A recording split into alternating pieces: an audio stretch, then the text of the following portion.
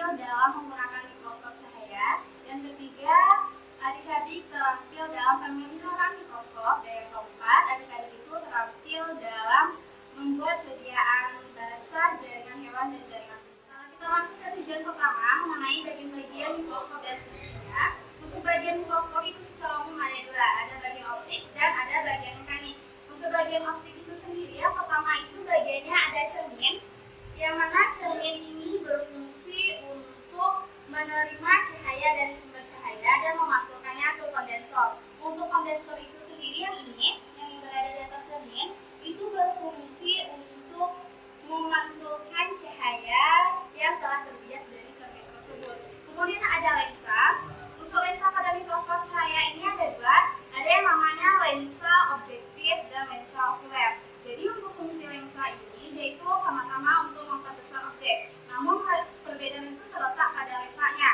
Kalau untuk lensa objektif itu letaknya dekat dengan objek.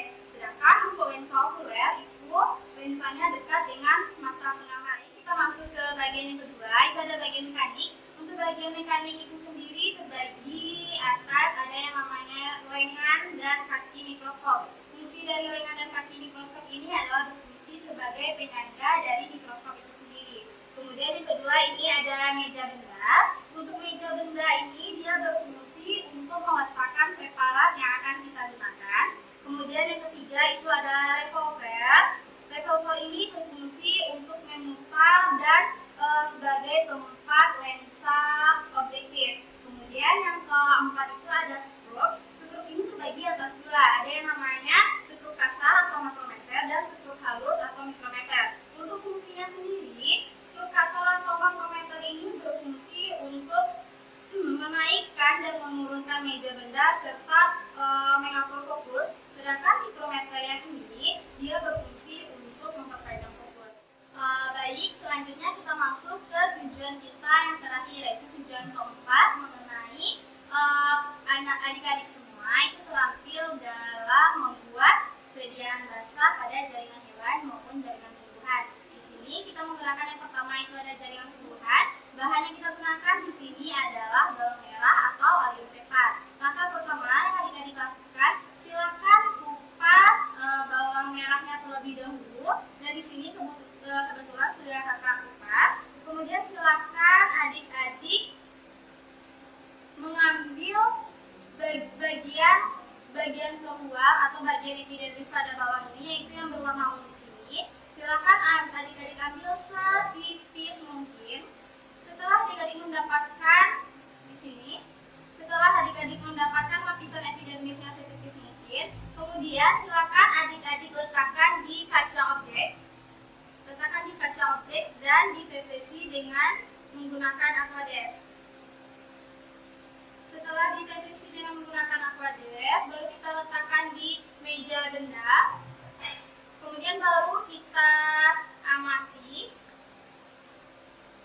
Kita atur dari perbesaran lemah terlebih dahulu baru ke perbesaran yang kuat.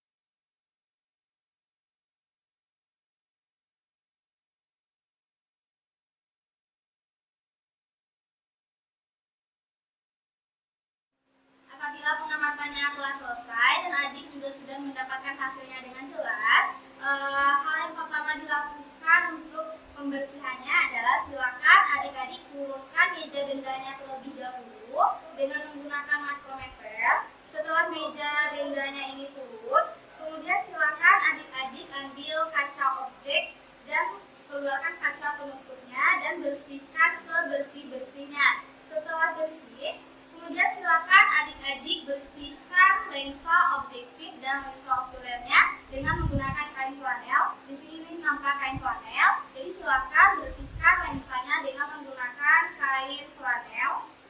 Nih, setelah dibersihkan dengan menggunakan kain flanel dan bagian luarnya ini silakan lap dengan menggunakan kain saja. Setelah itu, silakan adik-adik angkat mikroskopnya yaitu cara mengenalkannya dengan memegang lengan dan kaki mikroskop seperti ini. Kemudian baru adik-adik